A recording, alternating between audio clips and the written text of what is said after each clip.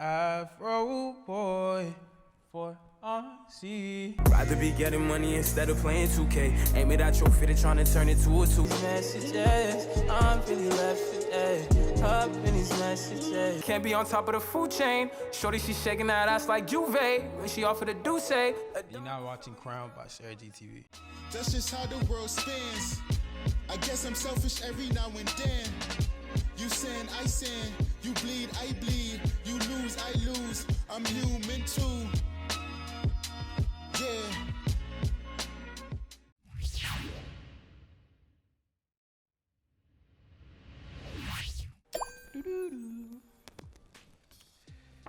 How does your family feel about your music career?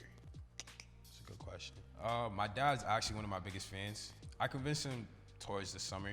He started being super supportive. My family, all as a collective, they love my music. They all subscribe. Smash the subscribe button. But it was a work in progress. It wasn't anything overnight. And you know, I'm truly blessed and fortunate to be where I'm at with them. And how they support me so much within my music careers. It helps. Family being on your side, you can conquer anything. Did you always want to pursue music growing up? Not necessarily. I actually had hoop dreams. Saw myself being in the NBA. Or just actually being in a fortunate position to take care of my entire family. Because that's what I really want to do.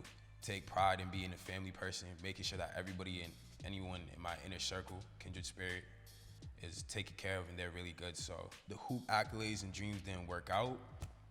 Music was the next alternative that I was really good at, because growing up, people always told me, oh, you can sing, you can sing. Just because you can sing doesn't mean that you can make music, because that's like telling somebody, oh, you're tall, you can play basketball. It doesn't work that way. Music, I really had to devote myself, put mind, body, and spirit into it, and I'm still kind of progressing right now, so it's gonna work out.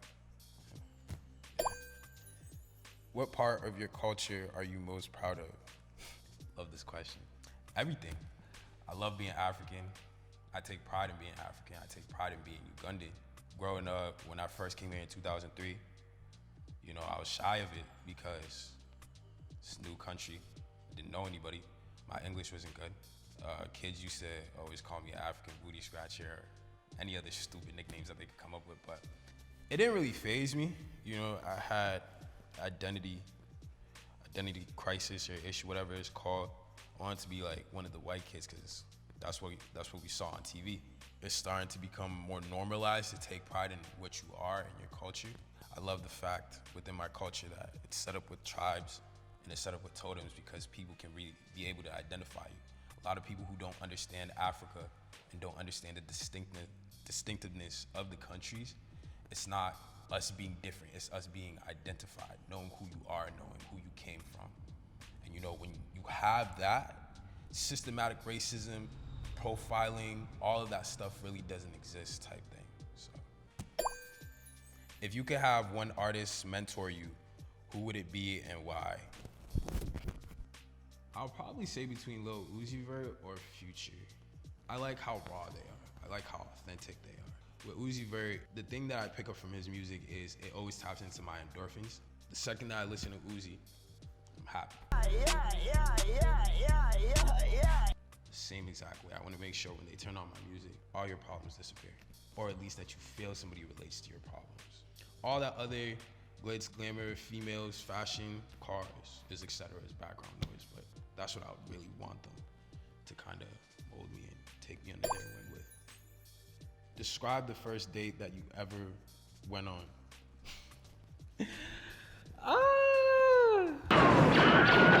First date I ever went on wasn't even supposed to be a date. That was an accident. Honestly, it was 14-year-old me. It was a double date, and it was last minute. It was me, my girlfriend at the time, a close friend of mine, his significant other at the time. And we all just decided to go to Fire and Ice. It was so last minute. Well, I only had like $20, $10. And I got the cheapest thing on the menu, and I paid the heaviest consequences of it right after when I was done eating it. But I enjoyed myself that entire time, so that was my first date. How do you relieve stress? That's a good question. By playing basketball, 2K, make music, play 2K, or playing basketball. I love to hang out with people that make me happy.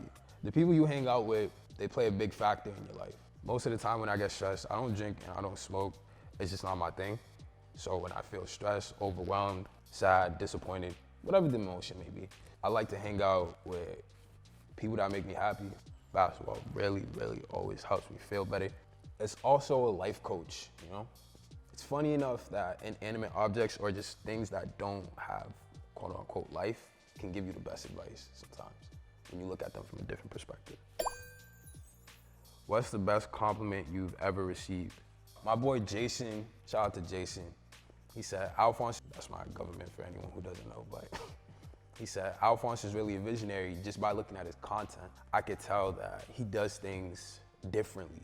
I'm a type of person where I don't want to force feed whoever I like, the message that I'm trying to convey, but I just hope that you can understand it or just analyze it. When he told me, bro, the way you make things, I have to go back and I have to look at it a second time, or I kind of have to make sure that I'm paying closer attention. It always makes me happy when I hear that somebody tells me, bro, like, you're really doing things so differently. So, what's your earliest childhood memory?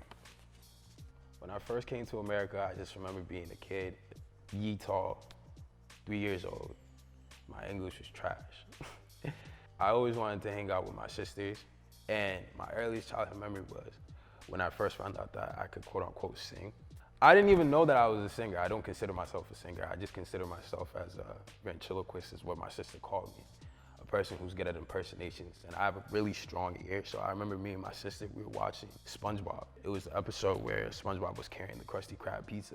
I thought it was funny. It was so funny to me how SpongeBob was carrying it, and he just had this jazz voice, and he just did this high falsetto. He hit it high, then went low, and then I spit that back out, and my sister goes, that was really good. My earliest childhood memories always have to involve my sister, so that's one that I can think of, is that SpongeBob episode. How important are visuals for your music? Extremely, extremely, extremely important. Heavy on extremely important. And that's for any upcoming artist. I always show love and I always give as much guidance or as much insight and tips to any artist that I come encounter with or that is around me. I let them know that, yo, visuals, they really show the listener how serious you take your craft. And you have to make sure that your visuals are up to par. You know, I'm not saying be a perfectionist, but take pride within your mind. Manifest that visual. Make sure that it comes out how you pictured in your head as best of your abilities you can. So it's super important. Don't get discouraged by the views. That's not what it's for. Don't ever take that into account. Yes, it's a critical thing to see. It lets people know, like, oh, yo, you know, you have buzz and the whole city's quote unquote fucking with you, or the whole city is really messing with you, but make sure you create something that is timeless, that will last a lifetime, that will always be, yo, when people go back to it, they look at that video and say, damn, you just opened up a memory. That's what you should really strive for. Why did your last relationship end? Damn! Whoa! She might strangle me for this one.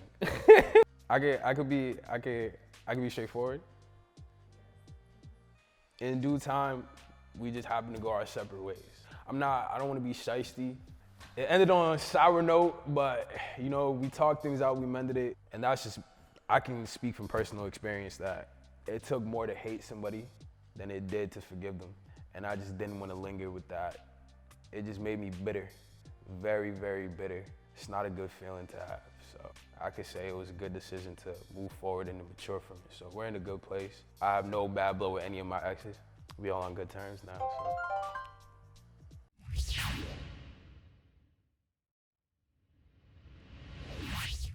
Yeah, my EP just dropped. It's called They'll Appreciate Me Later.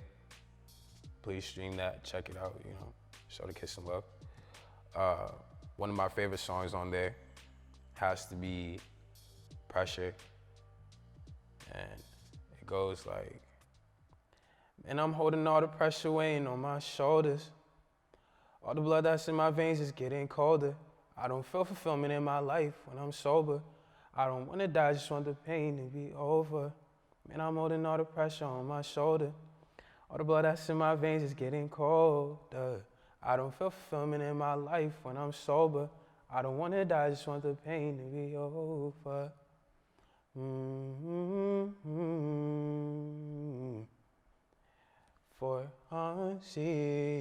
Thank you for watching. Like, smash the subscribe button, comment, show SaraG some love. She's phenomenal at what she does. She got a great team around her, so always support the city.